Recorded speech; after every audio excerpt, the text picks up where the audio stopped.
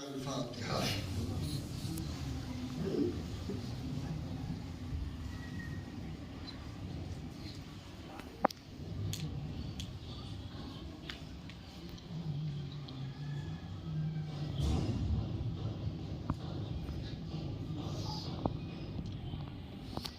لا حول ولا قوة إلا بالله العلي العظيم.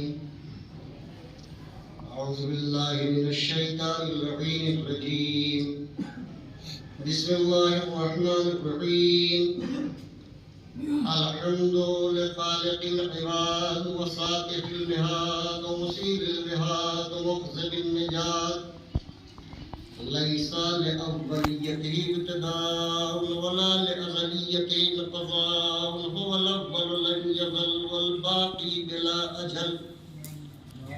وخرت له الجباه ووحدته الشفاه. لا تقدره الأوهام بالحدود والهركات ولا بالجوارح والأدوات. والصلاة والسلام والتحية والإكرام على سيد العربي الأمي النبي الذي ابتعثه بالنور المضيء والبرهان الجلي والمنهاج الباقي والكتاب الهادي. وأسرته خير أسرة وشجرته خير شجرة أغصانها معتدلة وثمارها متعدلة. ومولده بمكة وهجرته بطيبة. وسمي في السماء بأحمد وفي الأرض بمولانا أبي القاسم محمد.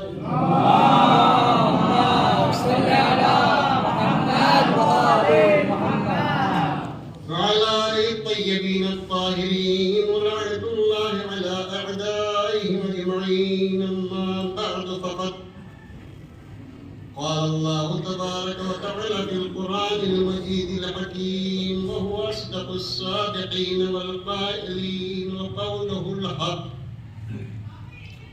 بسم الله الرحمن الرحيم. وإذ قال لقمان لابنه وهو يعظه يا بني لا تشرك بالله إن الشرك لظلم عظيم. صلى الله عليه وسلم.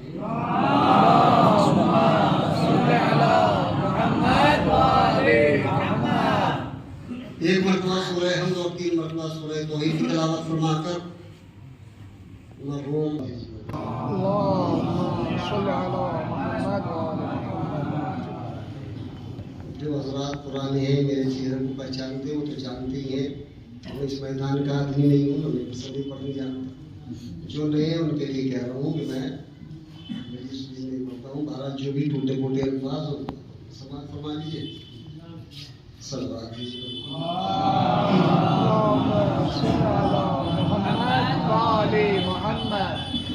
قرآن کریم کے جو کتاب ہدایت بن کر کے آیا تھا، قرآن کریم جو انسان کی زندگیوں کو انسانیت کے سانچے میں ڈھالنے کے لیے آیا تھا، قرآن کریم جو انسان کو خلق عظیم تک پہنچانے اور کمال انسانیت عطا کرنے کے لیے آیا تھا. ہم نے اس قرآن کو اس طریقے سے بالائے طاق رکھ دیا کہ وہ موقع بے موقع بس ضرورتاً استعمال کیا جاتا ہے. کبھی کسی کو ہوا دینے کے لیے، کبھی اس کے نیچے سے نکالنے کے لیے، کبھی ایصال ثواب کے لیے. صادق آل محمد نے ارشاد فرمایا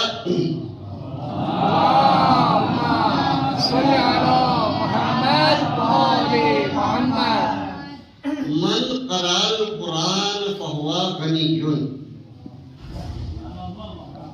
جو قرآن کریم پڑھتا ہے وہ غنی ہوتا ہے، بے نیاز ہوتا ہے، دولت مند ہوتا ہے، کسی کا محتاج نہیں ہوتا.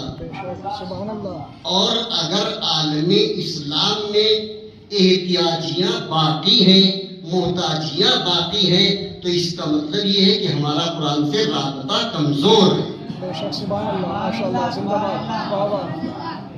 اگر قرآن سے رابطہ مضبوط ہوتا تو وہ جسے ہم صادق آل محمد کہتے ہیں اس کے ارشاد میں اور ہمارے کردار کی تطبیق میں فرق نہ ہوتا. من قرأ القرآن فهو غنی لا فقر بعده. اور یہ ایسا غنی بناتا ہے کہ جس کے بعد کوئی احتیاج رہ ہی نہیں جاتی، جس کے بعد بندہ کہیں محتاج ہوتا ہی نہیں ہے.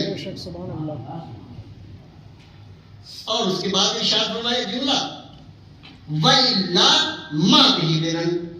اور جسے قرآن غنی نہ بنا سکے اسے پوری کائنات مل کے غنی نہیں بنا سکتی.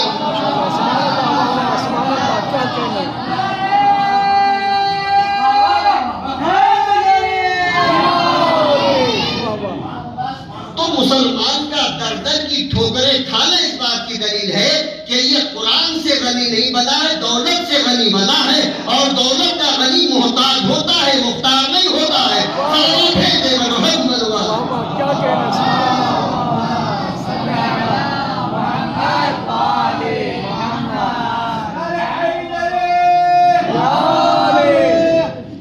بالکل معمولی سی طالبانہ گفتگو اور علماء سے معذرت کے جو علماء تشریف لے آئے میرے اعزاز کے لیے، عزت افزائی کے لیے، بہرحال میں ان کا شکر گزار ہوں. اور یہ بھی ایک بات میں اصلاح بھی کرتے ہیں جو کچھ غلطی ہوگی سلامات بھیج دیتا ہوں. صلی علی محمد وعلی محمد. وَإِلَّا مَا بِهِ غِنًى. قرآن غنی بناتا ہے کسے؟ جس کے پاس قرآن ہو وہی تو غنی بنے گا. جس کے پاس قرآن رہے گا وہی تو غنی بنے گا. اور جو قرآن کو چندہ کرنے لگے تو وہ غنی نہیں ہوگا، محتاج ہوگا. جو قرآن کو چندے سے جمع کر رہا ہو وہ فقیر ہوتا ہے، جو قرآن دیتا ہے وہ غنی ہوتا ہے. محمد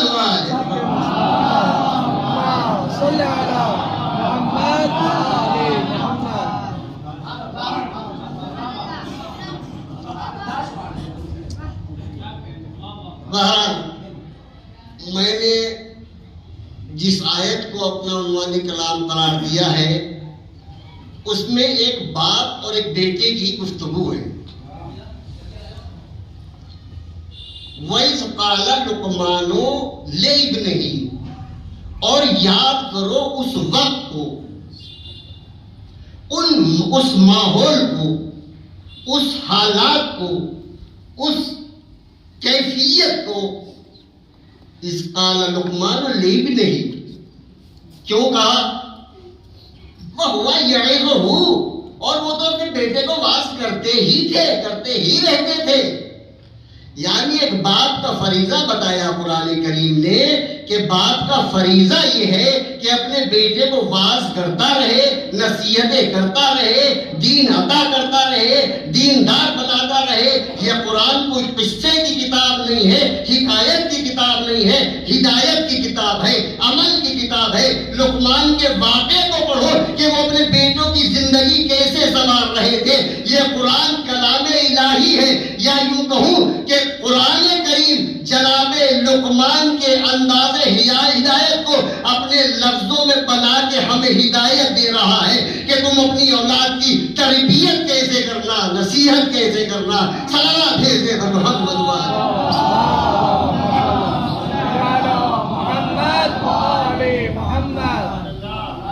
ماشاءاللہ. وَإِذْ قَالَ لُقْمَانُ لِابْنِهِ. اور یاد کرو اس انداز کو، اس وقت کو کہ جب جناب لقمان نے اپنے بیٹے سے کہا. کیوں کہا؟ بیچ میں جملہ ارشاد فرمایا اللہ نے وَهُوَ يَعِظُهُ. اور وہ اس کا اپنے بیٹے کو واعظ کرتے تھے، واعظ کر رہے تھے. یعنی ایک لقمان جیسے باپ کا فریضہ ہے کہ اپنے بیٹے کو بیٹھ کے واعظ کرے. اگر بیٹے کو واعظ نہیں کرے گا تو وہ جو سڑکوں میں سیکھے گا اس کو عمل میں لائے گا، جو گھر میں سکھایا جائے گا اس کو عمل میں نہیں لائے گا. اپنے بچوں کو روڈ کے حوالے نہ کیجیے، اپنے حوالے نہ کیے. سلام بھیج دے پر محمد وآل محمد.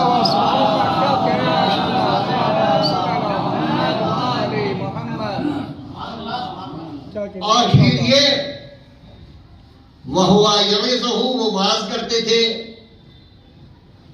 اپنے بیٹے کو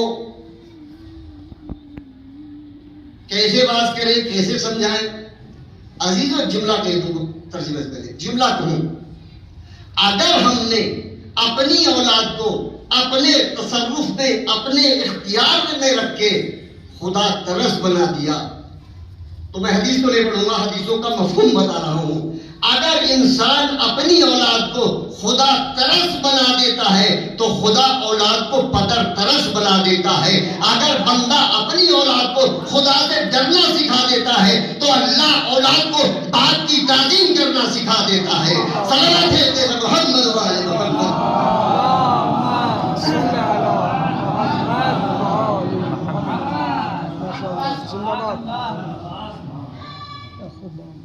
ماشاء اللہ. یہ جو علماء سبحان اللہ کہہ رہے ہیں خالی میری حوصلہ افزائی کے لیے.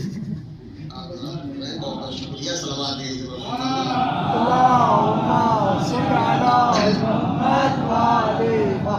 آپ اپنی اولاد کو خدا ترس بنا دیجیے. آپ کی ذمہ داری ہے اولاد کو خدا تک پہنچانا، خدا کی ذمہ داری ہے بلکہ کہ تمہاری اولاد کو تمہارے تابع بنا دینا. اگر تمہاری اولاد نافرمانی کر رہی ہے تو پہلے سوچے ہم نے خدا کا نافرمان تو نہیں بنایا. جب خالق کا نافرمان ہو جائے گا تو اس مخلوق کی فرما برداری کیسے کرے گا؟ سبحان اللہ. ماشاء اللہ. یا بنیا لا تشرک باللہ، اے میرے لال اللہ کا کسی کو شریک نہ قرار دینا. یاد کرو اس ماحول کو، حالات کو. جب جناب لقمان گفتگو کر رہے ہیں، کیسے گفتگو کر رہے ہیں؟ ارے ادھر آ، اوئے جا بیٹھ. نہیں، تقریباً اس میں 10 نصیحتیں جناب لقمان نے اپنے بیٹے کو کی ہے. شاید میں دو تک پہنچ سکوں. کیسے جناب لقمان گفتگو کر رہے ہیں؟ جیسا ہمارا عام طور پر انداز نہیں. قرآن نے بار بار استعمال کر کے بتایا کہ جناب لقمان کیسے نصیحت فرماتے تھے اور ہمارے لیے درس ہے. یا بنیا، اے میرے لال، اے میرے بیٹے. نہ ڈانٹا ہے، نہ تنبیہ کی ہے، نہ سخت لہجہ ہے. کتنا پیارا ہے. یا بنیا، اے میرے لال، لا تشرک باللہ، ہرگز اللہ کا شریک نہ قرار دینا.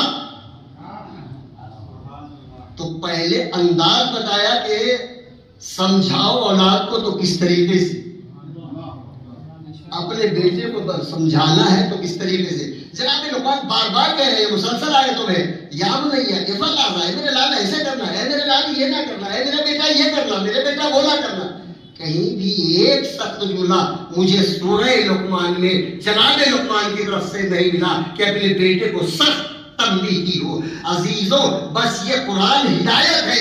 اگر ہم محبت سے اولاد کو سمجھائیں گے تو زیادہ کارگر ہوگا بس کے کہ اسے ڈانٹ کے بلائے. جب ڈانٹیں گے تو پہلے ہی نمے میں متنفر ہو جائے گا، پھر نصیحتوں کا اثر کتنا ہوگا. پہلے اپنے دل سے قریب کر لیجیے، اور جب قریب ہو جائے اور پیار سے سمجھائیں گے تو ایک پہلا اثر پیار کا ہوگا، دوسرا اثر آپ کے لفظوں کا ہوگا. یا بنیا، اے میرے لال، لا تشرک باللہ، ہرگز تم شرک نہ کرنا، اللہ کا کسی کو شریک نہ قرار دینا. ان الشرک لظلم عظیم، اور میرے لال کیونکہ شرک جو ہے یہ ظلم عظیم ہے، بہت بڑا ظلم ہے. اب تو بات واضح کرنے کے لیے ایک چھوٹی سی بات مثال کے لیے کہہ دوں. ایک بادشاہ ہے، اس کی مملکت میں ایک شخص نے چوری کر لی. ایک بادشاہ ہے، اس کی مملکت میں کسی نے ایک دوسرے کو تماشا مار دیا اور کوئی زیادتی کی، گناہ کیا. بادشاہ کے دربار میں پیش کیا جائے گا تو سزا کا مستحق تو ہے، مگر ممکن ہے کہ بادشاہ بخش معاف کر دے. امکان ہے کہ نہیں؟ کوئی گناہ کیا، چوری کر لی، کسی کو ڈانٹ دیا اور زیادتی کی، کوئی بادشاہ کے دربار میں پیش کیا جائے تو امکان ہے کہ بادشاہ اسے معاف کر دے. لیکن ایک شخص کھڑا ہو کے اپنے تخت سجا کے بیٹھ کے یہ کہے کہ میں بادشاہ ہوں، حکومت میری ہے، اب اسے سے پکڑ کے اگر دربار میں لایا جائے تو کیا یہ بھی قابل بخشش ہوگا؟ تو یہ قابل بخشش نہیں ہے، اس لیے کہ یہ گناہ گار نہیں ہے، یہ باغی ہے حکومت کا، اور حکومت کا باغی بخشا نہیں جاتا۔ ہم جب دنیا میں گناہ کرتے ہیں شاید معاف کر دیے جائے، اگر شرک کر کے خدائی کا دعویٰ کر دیا جائے تو قابل بخشش نہیں۔ یہ بغاوت ہے پروردگار سے۔ صلوات بھیجیے پر محمد۔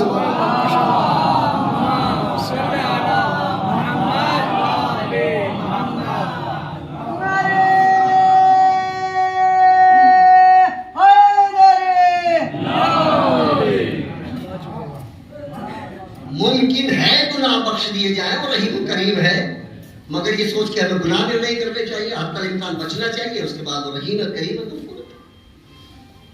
جری نہیں ہونا چاہیے گناہ پر، گناہ کر کے فخر نہیں کرنا چاہیے، بلکہ شرمندگی ہونی چاہیے، توبہ ہونا چاہیے۔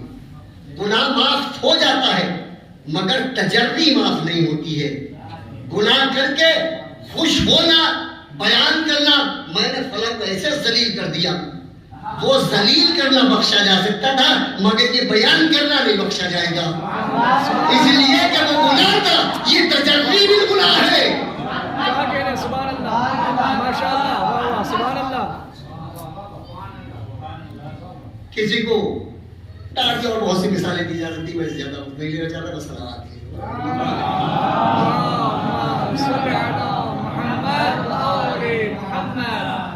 بہرحال گناہ قابل بخشش ہے، ممکن ہے بخشا جائے، لیکن تجربی بالگناہ یہ قابل بخشش نہیں ہے۔ گناہ پر فخر کرنا یہ قابل بخشش نہیں ہے۔ اگر گناہ ہوا ہے تو شرمندگی ہونی چاہیے، اور جب شرمندگی ہوگی تو رؤوف رحیم کریم ہے۔ اور تجری شرک کے گوشوں سے گوشہ ہے۔ شرک کی کسی نے 3 قسمیں لکھی ہے، کسی نے 4 قسمیں لکھی ہے، اور کسی نے 10 قسمیں لکھی ہے۔ جنہوں نے 10 قسمیں لکھی ہے اس میں سے ایک تجری بھی ہے۔ جنہوں نے 10 قسمیں شرک کی لکھی ہے انہوں نے تجری کو بھی شرک قرار دیا ہے۔ یعنی اب جب یہ فخر کر رہا ہے تو اپنے کو قادر محسوس کر رہا ہے، اپنے کو صاحب قدرت محسوس کر رہا ہے، اور اپنے اوپر کسی کو قادر محسوس نہیں کر رہا، لہذا تجری از قسم شرک ہے، اور جب از قسم شرک ہے تو قابل بخشش نہیں رہے گا۔ صلوات بھیجتے پر محمد والے۔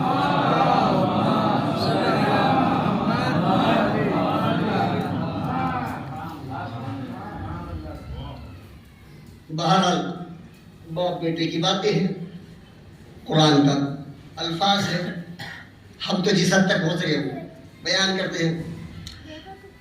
وَإِذْ قَالَ لُقْمَانُ لِابْنِهِ وَهُوَ يَعِظُهُ، اور وہ واعظ فرمانے، یا بنیا لا تشرک باللہ ان الشرک لظلم عظیم، یقیناً شرک جو ہے وہ ظلم عظیم ہے۔ شرک یا ذات میں ہوتا ہے، شرک یا صفات میں ہوتا ہے، یا شرک عبادات میں افعال میں ہوتا ہے۔ جنہوں نے 3 قسمیں لکھی ہے۔ شرک میں ذات قطعاً قابل بخشش نہیں ہے، اور وہ انسان نجس ہے۔ جو شرک و ذات کا مرتکب ہوتا ہے وہ نجس ہے، قابل بخشش نہیں ہے، نجات نہیں ہے۔ لیکن مسلمانوں میں کوئی شرک ذات نہیں کرتا الحمدللہ۔ شرک ذات کے معنی یہ ہے کہ 2 خدا مان لے۔ شرک ذات کے معنی یہ ہے کہ ایک ذات، ایک طاقت جو ہے وہ خیر انجام دیتی ہے، طاقت جو ہے وہ شر انجام دیتی ہے۔ یہ شرک ذات کی قسمیں ہیں، تو مسلمانوں میں کوئی شرک ذات کا قائل نہیں ہے۔ جب ہم نے کہہ دیا اشہد ان لا الہ الا اللہ وحدہ لا شریک لہ، تو اس کی ذات میں شرک کا امکان نہیں ہے۔ اب دوسری چیز ہے شرک فی الصفات۔ اللہ عالم ہے، اب کسی کو علم میں شریک قرار دینا یہ شرک ہے۔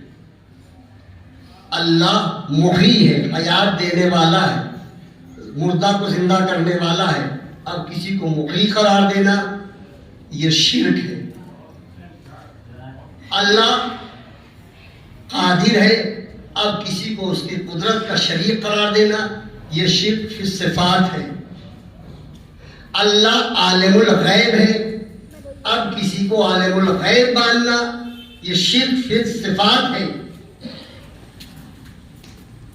لیکن اللہ نے اپنے صفات میں شریک قرار دیا ہے۔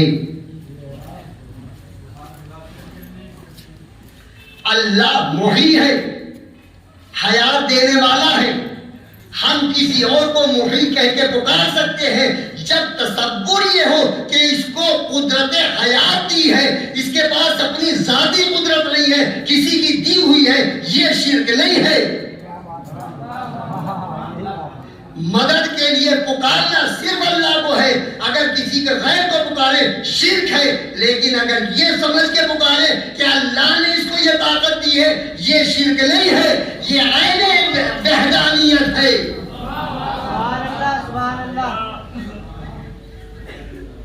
اللہ عالم الغیب ہے، آیت موجود ہے کہ ہم جسے چاہتے ہیں علم غیب دیتے ہیں، اور اس میں کون ہے وہ تفسیر ہے کہ پہلے رسول کو علم غیب دیا، رسول نے فرمایا کہ ہم نے فلاں فلاں کو علم غیب دیا۔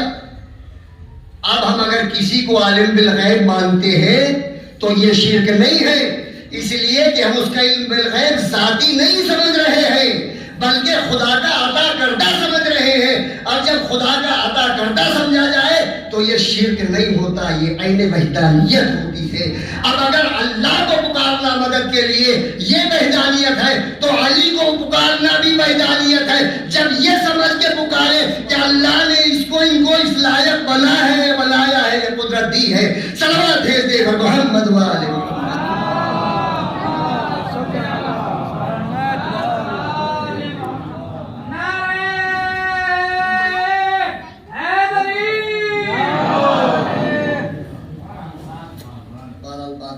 کچھ کہنی تھی، مطلب آپ جانتے ہیں میری آواز سے۔ تو جناب ابراہیم نے شرک کی ممانعت کی اور کہا شرک ظلم عظیم ہے، سب سے بڑا ظلم ہے، ایسا ظلم ہے جس کی کوئی بخشش نہیں ہے۔ تو اگر کوئی مشرک ہو تو وہ پاک نہیں ہوتا، اس سے شادی بیاہ نکاح مسلمان کے لیے جائز نہیں ہے، بہت سی چیزیں اس کے ہم پیالہ ہونا جائز نہیں ہے، اور بہت سی باتیں ہیں۔ تو اگر ایک مشرک مسلمان نہیں ہو سکتا، پاک نہیں ہو سکتا، اس کے ہم پیالہ نہیں ہو سکتے، تو اگر کسی کی زندگی شرک میں گزری ہو تو کیا وہ امام ہو سکتا ہے؟ کیا وہ مومنین کا امام بن سکتا ہے؟ عزیزوں، جس نے شرک کیا ہے وہ ظلم عظیم کا مرتکب ہوا ہے، اور جو ظلم عظیم کا مرتکب ہو سکتا ہے وہ پھر امام نہیں ہو سکتا ہے۔ بس یاد رکھیے، جب جناب ابراہیم نے دعا کی تھی پروردگارہ اس منصب کو میری اولاد میں رکھ دے، تو اللہ نے یہی آواز دی تھی کہ ملے گا مگر ظالم کو نہیں ملے گا جو شرک کر چکا ہو۔ اب تاریخ میں دیکھیں کہ مشرک کون کون رہا ہے جو بعد میں مومن ہوا ہے۔ صلوات بھیج دے محمد وآلہ۔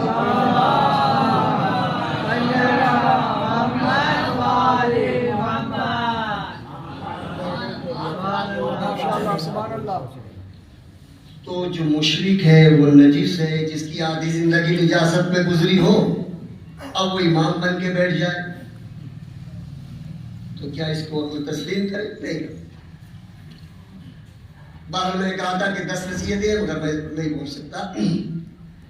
ایک آگے بڑھ کے جناب لقمان نے کہا یا بنیا ان تکو مثقال حبۃ من خردل وتکو فی صخرۃ او فی الارض او فی السماوات یات بها اللہ ان اللہ لطیف خبیر۔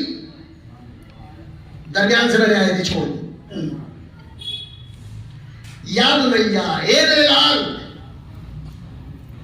اپنی عملی زندگی کو ایسے گزارنا، آنکھیں بند کر کے نہ گزارنا، آنکھیں کھول کے زندگی گزارنا۔ اگر تمہارے اعمال میں مثقال حبۃ، ایک رائی کے دانے کی برابر بھی خیر ہے تو قیامت کے دن وہ تمہارے سامنے آئے گی۔ اگر تمہارے اعمال میں ایک کے دانے کے برابر شر ہے، گناہ ہے، برائی ہے، تو ان اللہ یاد بہا، اللہ قیامت کے دن تمہارے سامنے لے کے آئے گا. اے میرے لال عمل ایسے کرنا کہ اگر محشر میں تمہیں عمل دیکھ کے شرمندگی نہ ہو، تمہاری آنکھیں کھلی رہے، آنکھیں بند نہ ہونے پائیں. ان اللہ یاد بہا، بے شک اسے لے کر کے آئے گا اللہ یوم القیامہ، قیامت کے دن. ان اللہ لطیف الخبیر، اللہ نہایت لطیف ہے. لطیف کا ترجمہ اس سے ہو نہیں پاتا. ہوا لطیف ہے، آگے سے لطف لطافت الہی کے مقابلے پہ یہ لاکھوں گنا کثیف ہے، کروڑوں گنا کثیف ہے. مگر ہوا لطیف ہے، آپ اسے پکڑ سکتے، آپ اسے دیکھ سکتے، آپ اسے محسوس کرتے. کبھی آپ محسوس کرتے کہ ہم ہوا سے الگ ہو گئے، ہوا ہمارا احاطہ نہ کیے ہوئے ہو. آپ کہیں بھی چلے جائیں، ہوا آپ کو گھیرے ہوئے ہے، آپ ہوا کے دائرے میں ہے. آپ چند لمحوں کے لیے بھی احاطے ہوا سے باہر نہیں ہو سکتے ہیں، کیونکہ یہ ایک لطیف ہے. اور جو خالق لطافت ہے، پھر وہ آپ کو تنہا کیسے چھوڑ دے گا؟ وہ ہر وقت آپ کے ساتھ ہے. آپ اسے بھول جائے، وہ آپ کا احاطہ نہیں بھول سکتا ہے. محمد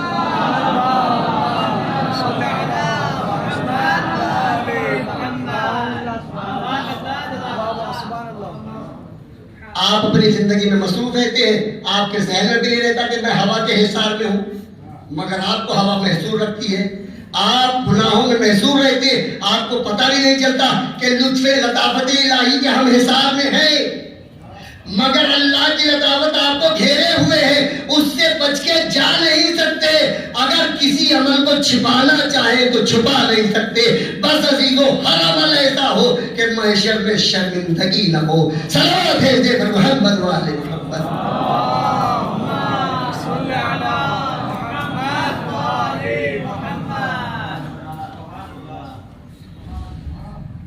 ان اللہ لطیف الخبیر. یا بنیا، چھوڑتا ہوں بس ایک دو بات کہہ دوں. یا بنیا، صلوات بھیج دے.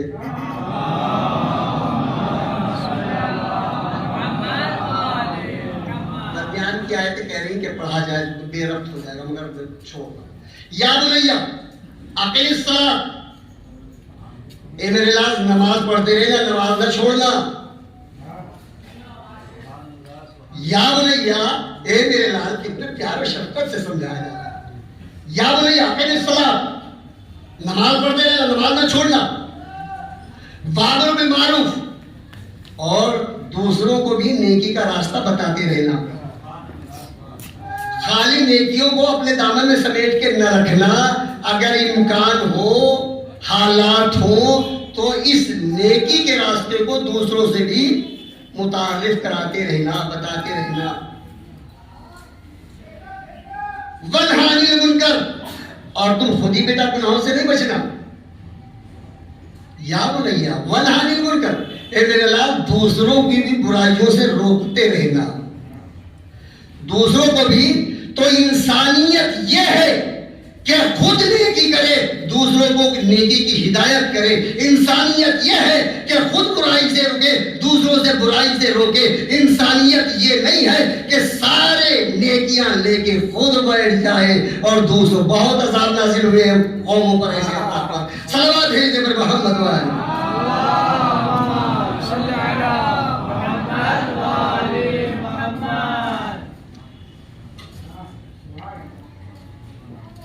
اقیم الصلاۃ وامر بالمعروف وانہی عن المنکر واصبر علی ما اصابک. اور میرے لال جب آزمائشیں دنیا تمہارے اوپر نازل ہو تو اس میں صبر سے کام لینا، صبر کا دامن نہ چھوڑنا. اگر دنیا تمہیں مبتلا کرے اپنی آزمائشوں میں تو خبردار صبر کا دامن نہ چھوڑنا. وَاصْبِرْ عَلَى مَا أَصَابَكَ، جو تم پہ نازل ہو مصیبتیں اس پہ صبر کرنا. ان ذالک من عزم الامور، اور میرے لال سب سے اہم کام یہی ہے. نمازیں پڑھنا آسان ہے، مصیبتوں میں صبر کرنا مشکل ہے. میرے لال صبر کا دامن نہ چھوڑنا، یہ عزم امور ہے. صلوات بھیجے بھگوان پر.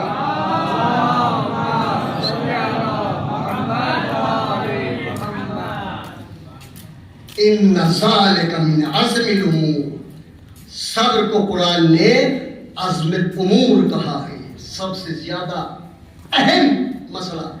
کیوں؟ تفسیر ہے، تفصیلات ہے کہ صبر کی 3 منزلیں ہیں. مجھے پڑھنا نہیں، خالی بچوں کو اشارہ کر چکا، میں بچوں کے لیے بولتا ہوں. بچوں کے لیے اشارہ کر دوں کہ 3 ہی جگہ پر صبر ہوتا ہے. صبر فی الطاعت، صبر فی المعصیت، صبر فی المصیبت. یا تو اطاعت الہی کے لیے صبر کیا جاتا ہے، یا گناہوں سے رکنے کے لیے صبر کیا جاتا ہے، یا جب مصیبتیں نازل ہوتی ہیں تب صبر کیا جاتا ہے. صبح کی نماز قضا ہونے جا رہی تھی، نفس سلا رہا تھا سو جا سو جا، آرام کر، ابھی بہت وقت ہے. اب نفس سے جنگ کرے اور نیند کو دھتکار کے اٹھ کھڑے ہوں، اسے صبر فی الطاعت کہتے ہیں. اطاعت میں ہم نے صبر کیا ہے، اپنے نفس کی بات نہیں مانی ہے، اللہ کی بات مانی، اسے صبر فی الطاعت کہتے ہیں. صبر فی المعصیت، 10,000 روپے مولانا بشار صاحب نے مجھے دے دیے، اگر ہم کوئی مشکل سے دیں گے یہ امانت رکھ لیجیے اور فلاں وقت پہ آپ مجھے دے دیجیے گا. اب میرے دل میں ذرا وسوسے پیدا ہونے لگے، دوں نہ دوں، وقت گزار دوں، یہاں سے چلا جاؤں، وہاں سے چلا. مجھے خود ضرورت ہے، میرے گھر میں مریض ہے، میں خرچ کر لیتا ہوں، انہیں سمجھا دوں گا، اور نہ خرچ کروں، ان کی امانت موقع پر دے دوں. اسے صبر فی المعصیت کہتے ہیں کہ میں نے گناہ کرنے پر صبر کیا ہے، کہ اپنے دامن کو سب گناہ سے بچا لیا، اسے صبر فی المعصیت کہتے ہیں. اور سب سے اہم منزل تو صبر فی المصیبت کی ہے ہی. جب مصیبتیں آتی ہے، بس ایک آیت اور شاید پڑھ دوں اور بات آپ کی تمام. صلوات بھیجیں.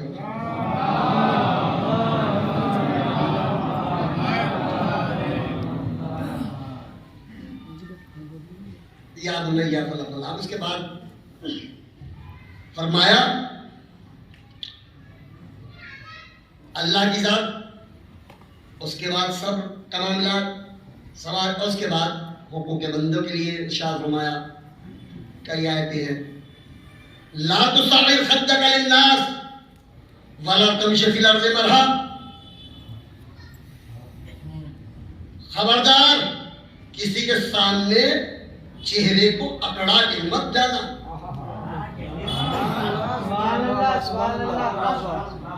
لا تصعر خدك، اپنے چہرے کو ایک طرف موڑ کے مغرور ہو کے کسی سے نہ ملنا. یہ قرآن کی آیت کل کے لیے تھی یا آج کے لیے بھی ہے، یہ ہمیں اپنی جگہ سوچنا ہے. خود سوچ لیں گے اپنی جگہ. سار ایک بیماری ہوتی ہے جو لغت میں لکھا ہے. سار ایک بیماری ہوتی ہے جو اونٹ کو ہوتی ہے، اور جب اونٹ کو ہوتی ہے تو ایک طرف سے رخ اس کا موٹا ہو جاتا ہے، پھر اس کی گردن ٹیڑھی رہنے لگتی ہے. تو پہلی سزا مغرور کی یہ ہوتی ہے کہ اس کی گردن ٹیڑھی ہو جاتی ہے.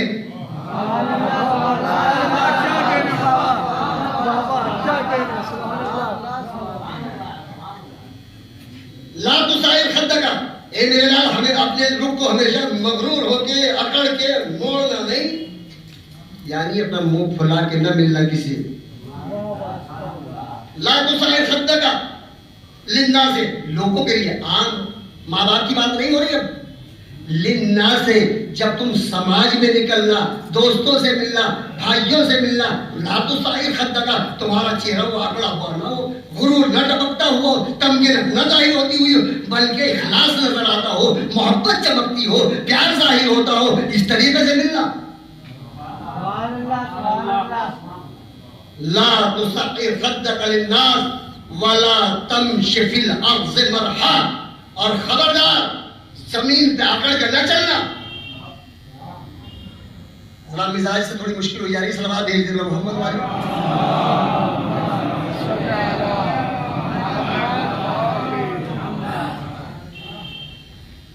لا تمشی فی الارض مرحا، زمین پکڑ کے نہ چلنا. جس پکڑ کر چل رہے ہو یہی تمہیں دن کھا جائے گی، نکل لے گی. کہاں کر کے چل رہے ہو، کس پکڑ کے چل رہے ہو. لا تمشی فی الارض مرحا. اور عزیزان گرامی بات بڑھتی جاتی ہے. قرآن کریم یا اسلام ایسا قانون نہیں ہے کہ اس نے ہمیں خالی عبادات دیے ہوں اور معاملات اور سماجی زندگی نہ دی.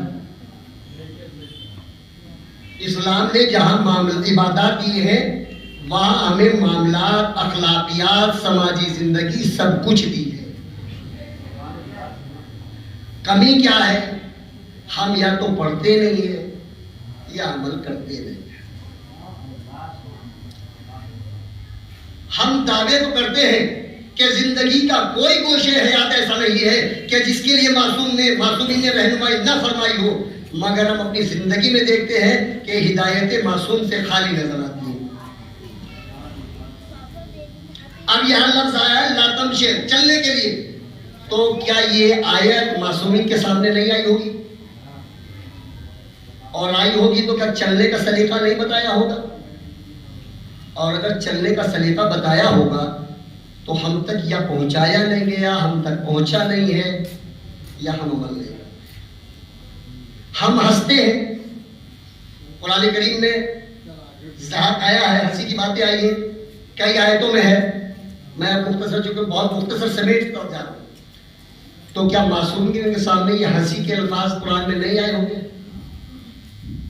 کیا معصومین نے پھر ہنسی کا سلیقہ اور طریقہ نہیں بتایا ہوگا؟ صادق آل محمد نے ارشاد فرمایا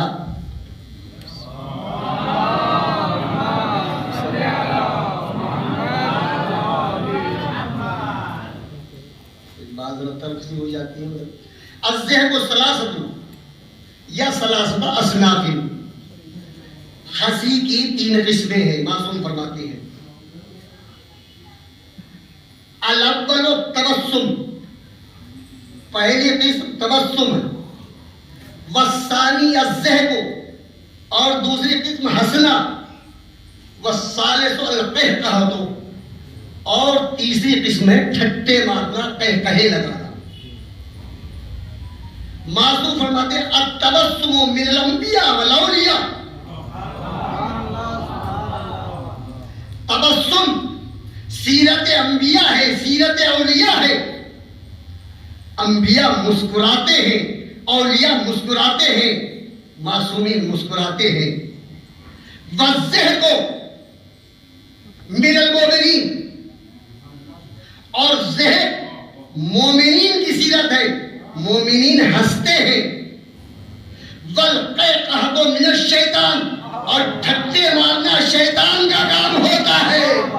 صلوات بھیجے محمد وآل محمد.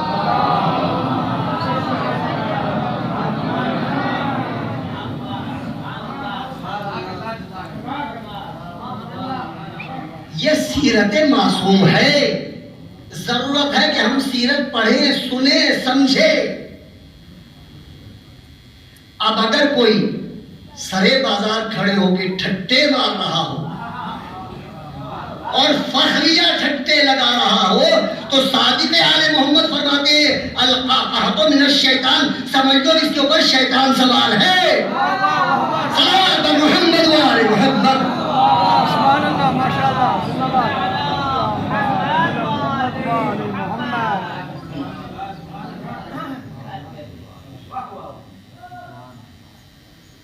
راوی نے سوال کیا مولا جب جناب سلیمان کا تذکرہ ہے آیات میں تو وہاں ہے فتبسم ضاحکا کہ جناب سلیمان تو مسکرائے اور ہنسے ضحک کے ساتھ. تو آپ نے فرمایا ہاں، جب تبسم آگے بڑھتا ہے تو انبیاء بھی ضحک فرماتے ہیں، معصومین بھی ضحک فرماتے ہیں. مگر ضحک اس حد تک محبوب ہے کہ جب تک آپ کے یہ دو دھار جنہیں قلے کہتے ہیں ہماری زبان میں، پتہ نہیں میں بات پہنچا پا رہا ہوں، جب تک یہ نظر آئے تب تک ذہن کی منزل ہے، اور جب چہرہ اس سے زیادہ بڑھ جائے تو ذہن کی منزل ختم ہو جاتی ہے، وہ غیر محبوب منزل ہوتی ہے۔ تو مومن مسکراتا ہے اور ہنستا ہے مگر کہیں نہیں لگاتا۔ اور مولا کائنات نے اس سلسلے میں فرمایا ہے، صلوات علیہ محمد،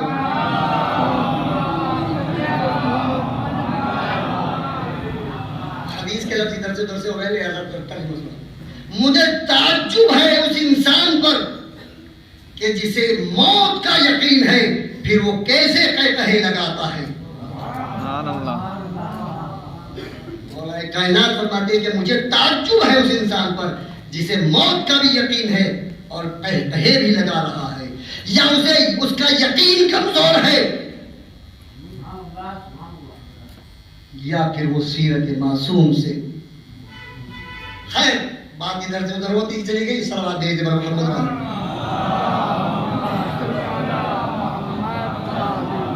میں اب یہ کر رہا تھا کہ معصومین کی حدیث میں ہماری زندگی کا ایک ایک گوشہ ہے، اگر ہم پڑھیں سمجھیں، چلنے سے لے کے بولنا، ہنسنا، بیٹھنا، لا تمشی فی الارض مرحا، میرے لال زمین پر اکڑ کے نہ چلنا۔ آیت تو معصوم کے سامنے بھی آئی ہوگی۔ مولا سے پوچھا، مولا تفسیر طویل ہے مگر بس ایک جملہ کہوں گا، زمین پر کیسے چلے؟ یہ اللہ نے کہا لا تمشی فی الارض مرحا، کیسے چلے؟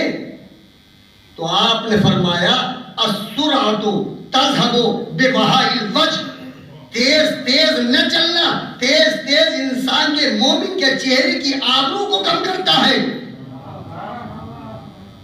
دوڑ کے نہ چلنا، تیزی سے نہ چلنا، تذهب ببہاء الوجہ، یہ انسان کے چہرے کی رونقوں کو ختم کرتا ہے۔ پھر کیسے چلے؟ تو آپ نے فرمایا بہت چھوٹے چھوٹے قدم رکھ کے نہ چلنا، اس لیے کہ زیادہ چھوٹے قدم فرعونیت پیدا کرتے ہیں، رعونت پیدا کرتے ہیں، تکبر پیدا کرتے ہیں۔ مشیکم الاقتصاد، تمہاری رفتار درمیانی ہونا چاہیے۔ صلوات ہے محمد والے۔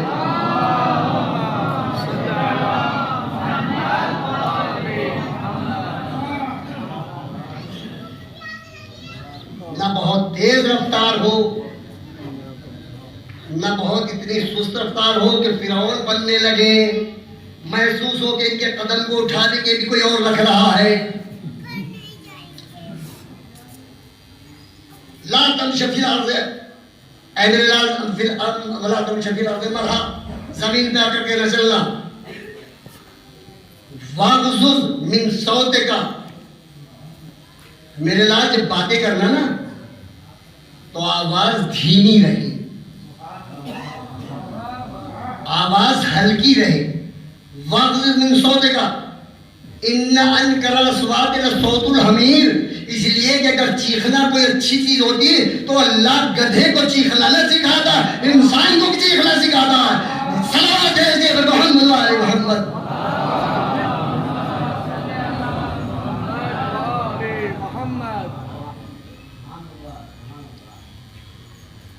واغضض من صوتک، اپنی آواز کو نیچی رکھ کے دھیمی آواز سے بات کرنا، اس لیے کہ قرآن کہتا ہے ان انکر الاصوات لصوت الحمیر، سب سے زیادہ بڑی چیخ اور کری آواز جو ہے وہ گدھے کی ہے۔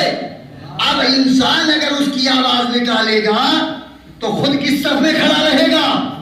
صلوات ہے محمد وعلی محمد۔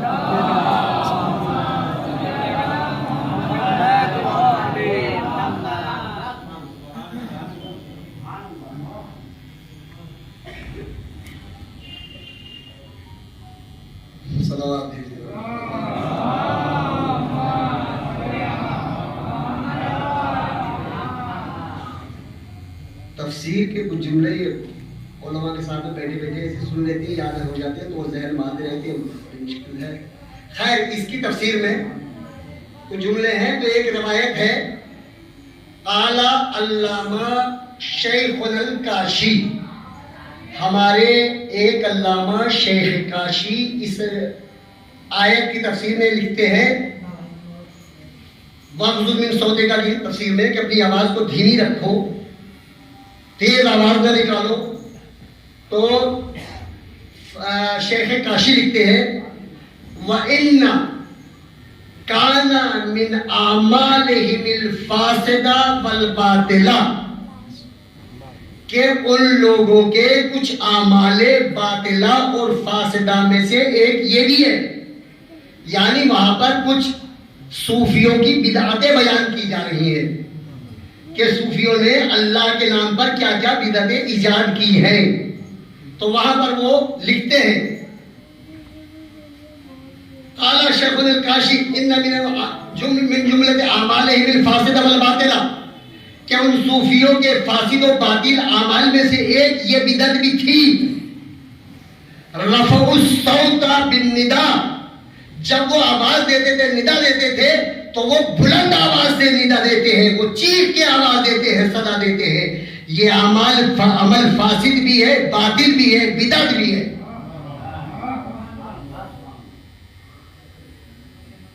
رفع الصوت بالنداء، وہ آواز دیتے، بلند چیختے ہیں. کس کو آواز دیتے ہیں؟ دوستوں کو، ساتھیوں کو نہیں. بریکٹ میں لکھا ہے، بریکٹ میں ہے. کیا ندا دیتے؟ یا اللہ، اللہ حق. دو جملے لکھے کہ جب یہ کہتے ہیں یا اللہ تو یہ چیختے ہیں، جب یہ کہتے ہیں حق اللہ تو یہ چیختے ہیں.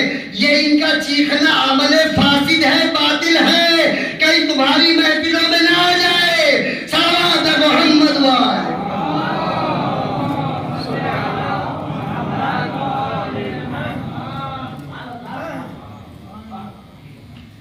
یہ جب ندا دیتے ہیں یا اللہ حق اللہ تو یہ چیختے ہیں، ان کا عمل باطل بھی ہے، فاسد بھی ہے.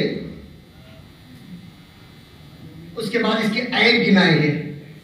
علامہ کاشی نے اس کے عیب گنائے ہیں. کیوں چیختے ہیں یہ صوفی لوگ؟ کس طرح یہ بدعت کیوں یاد کرتے ہیں؟ کیا یہ سمجھتے ہیں کہ اللہ کا کان خدا نہ خواستہ کچھ کمزور ہو گیا ہے؟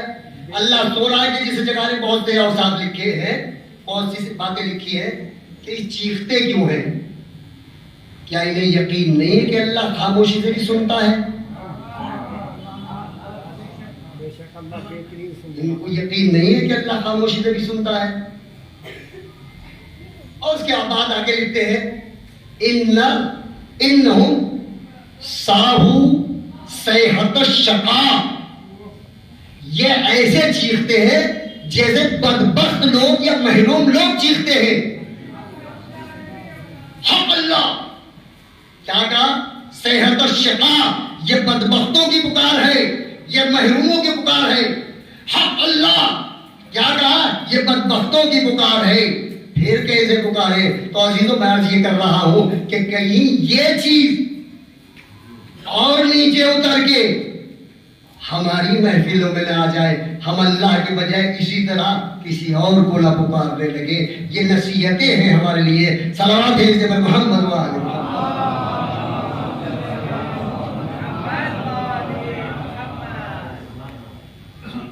ساہو صیحۃ الشقاء ام بالضرب یتعلمون، انہیں کیا ہو گیا ہے؟ کیا کسی نے ان کے ڈنڈا مار دیا جو یہ اس طرح تلملا رہے؟ ام یتعلمون ام بالضرب یتعلمون، کیا یہ کسی ڈنڈے کی چوٹ سے چیخ رہے ہیں؟ ام بالطعن یتظلمون، یا ان کے کسی نے نیزہ ڈال دیا ہے کہ یہ چیخ رہے ہیں؟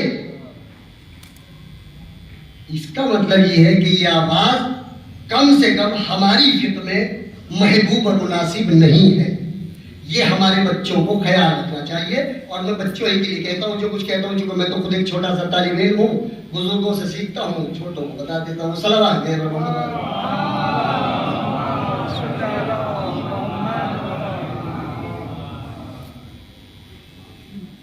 ام بالضرب یتعلمون ام بالطعن یتظلمون، کیا ان کے کسی نے نیزہ مار دیا کہ کھڑے ہو کے چیخ رہے، پکار رہے؟ اس کے بعد آواز دی سبحوہ تسبیح الحیتان فی البحر، اللہ کو ایسے پکارو جیسے مچھلیاں سمندر میں پکارتی ہیں کہ ایک پکارتی ہے دوسرے کو خبر بھی نہیں ہو پاتی ہے کہ کب پکارا کیا پکارا. اللہ کو پکارنا ہے تو دلوں سے ایسے پکارو کہ دوسرے کو پتہ بھی نہ چلے. سلام بھیج دے محمد والے.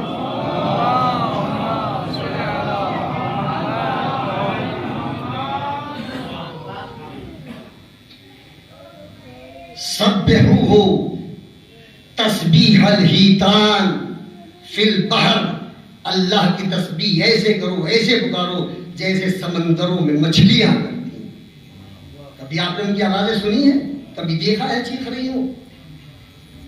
بہرحال وَدْعُوهُ خُفْيَةً دُونَ الْجَهْرِ. تمہیں اگر اللہ کو پکارنا ہے تو پوشیدہ طریقے سے پکارو، بلند آواز سے نہیں. تاکید در تاکید ہے. پوری روایت ہے، اگر سے میں نے چھوڑ دیا ہے درمیان سے آخر اس لیے پوری روایت ہے. دون الجہار، بلند آواز سے نہ پکارنا، سنا کے نہ پکارنا، سنانا نہیں. اس کے بعد یہ جملہ علامہ کاشی لکھتے ہیں کہ دو باتیں ہیں. یا تو وہ معرفت الہی نہیں رکھتے اس لیے چیخ کے پکارتے ہیں، یا وہ خود اپنے کو گمگشتہ سمجھتے ہیں، بلند آواز کر کے اپنے کو پہچانوانا چاہتے ہیں.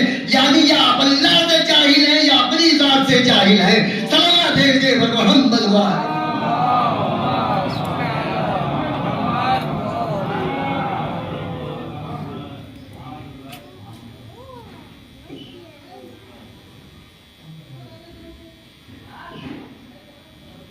سبحوہ تسبیح الحیتان فی البحر. ایسے پکارو جیسے مچھلیاں پکارتی ہیں. تو عزیزان محترم، بات چلی تھی کہ بے اولاد کو کس طرح سے نصیحت کرنی چاہیے، سمجھانا چاہیے، تربیت کرنی چاہیے.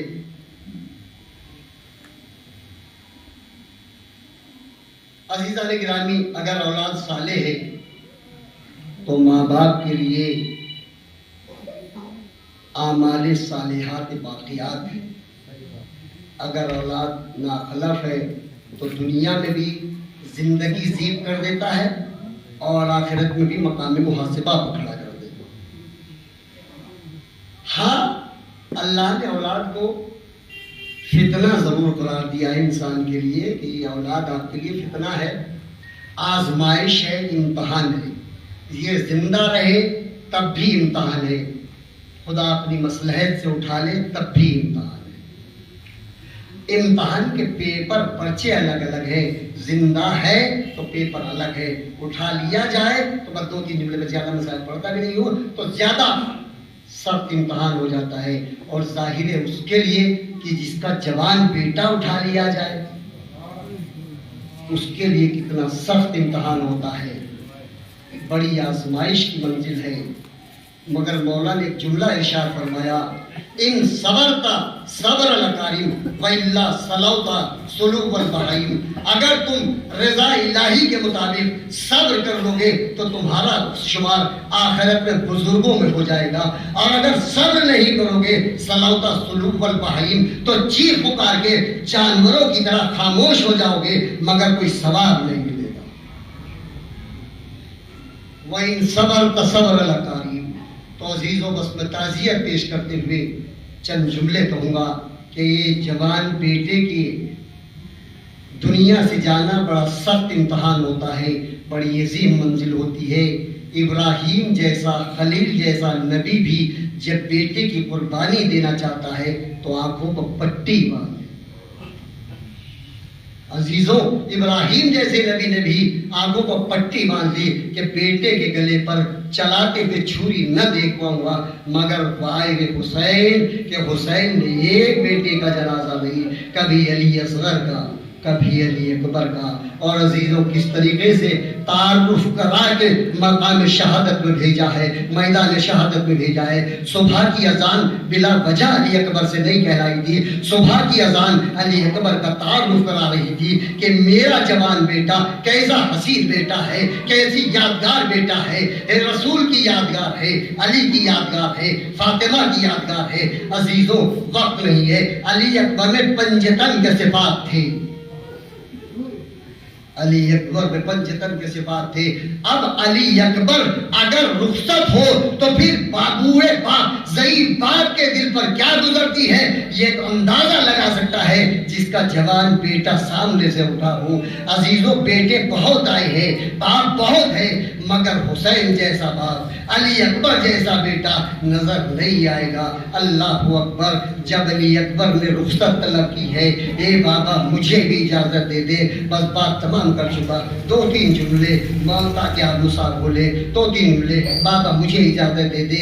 علی اکبر کو منع نہ کیا, آواز دی میرے لال جا کے پھوپھی سے اجازت لو, اپنی اماں سے اجازت لے لو. علی اکبر جب خیمے میں پہنچے ہیں اور اجازت لے کے چلے ہیں تو معلوم یہ ہوتا ہے کہ جب باہر نکلنا چاہتے تھے خیمے کا پردہ کبھی اٹھ رہا تھا, کبھی گر رہا تھا, کبھی اٹھ رہا تھا, کبھی گر رہا تھا. ایسا معلوم ہو رہا تھا کہ جیسے حسین کے خیمے سے کسی کوئی جنازہ نکل رہا ہو. عزیزوں بس پرسہ دے لیجیے امام حسین علیہ السلام کو جوان بیٹے کا, اللہ کسی کو جوان بیٹے کا یا اللہ نہ دکھائے. اللہ اکبر. ایسا داغ تھا کہ امام حسین کی ریش مبارک صبح کو سیاہ تھی, عصر کے وقت سفید ہو چکی تھی.